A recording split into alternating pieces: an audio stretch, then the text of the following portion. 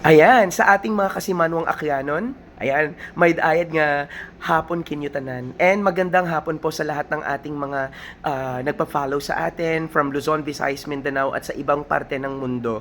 Kasama po natin ngayon si Sir Manny Enxerto. Tubong aklan po ito. So dalawa po kaming aklanon dito sa Community Chess Foundation. And of course, meron po siyang ipopromote yung kanya pong libro na kasusulat pa lang. Ay kailan po ito, Sir Manny, ninyo sinulat? 2021. December 2021. So, ibig sabihin, how many years na po ito, sir? 3 years. More than 3 years. More than 3 years na po. And yung title po ng libro natin na to, sir, is? Ay, karate. Pakipakita po, sir. Yeah. Ayan, ito po yung kanyang title ng libro, Karate. Ayan. So, sir, ano po yung nag-inspire sa inyo para isulat ito? Actually, I have discovered that most of the Filipino men were staying in the house. So I think to have a book that will help also to, to give them physical fitness program while in the house. So ang title ng aking book ay Karate, Workout for Seniors and then Seniors at Home during COVID-19. Oh, so parang nag-inspire sa inyo kasi maraming na lockdown, Yes. hindi makalabas. So parang they can still do yung karate inside their home at the comfort of their home. Correct. Let's workout and to make them physically fit, Aha.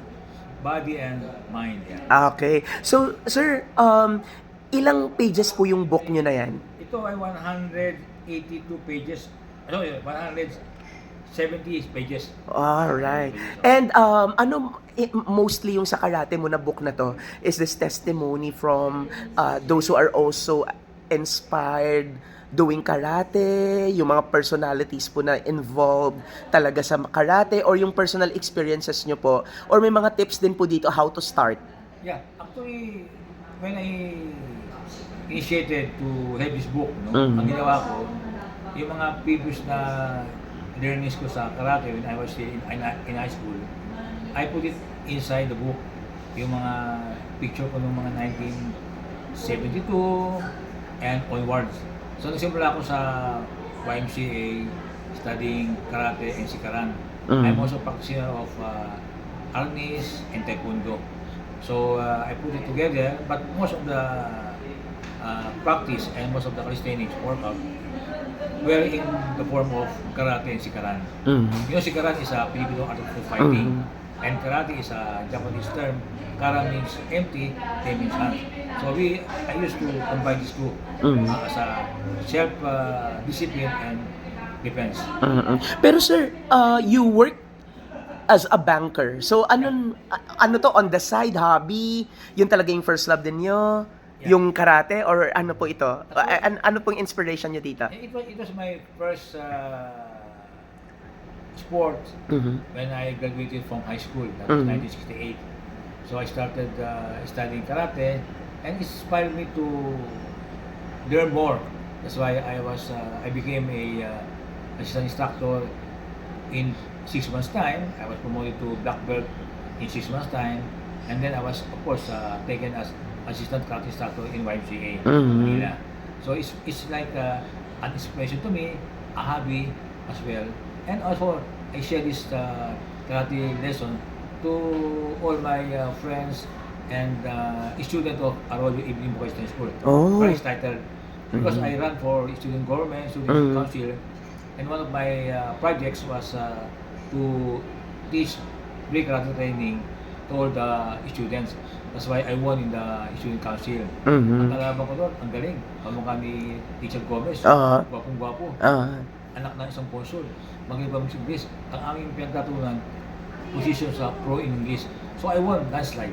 Wow, congratulations sir. I mean remembering way back no during your college days po ito, high school days. It was college days. College days. I Okay. took up Arroyo Evening Vocational School. A vocational course like secretarial course and tailoring.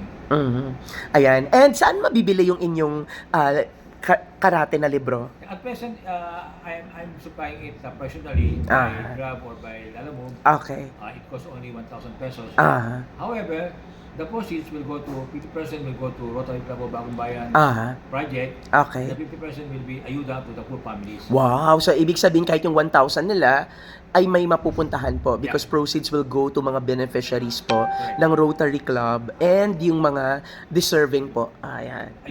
Ayuda. Okay, ayan. And yung siguro last ko na lang po na question po ito, no. Sino po talaga yung magbe-benefit ng book na to? Ang mag-baby dito actually lahat yung particularly yung mga readers, they can apply this to their body, you know.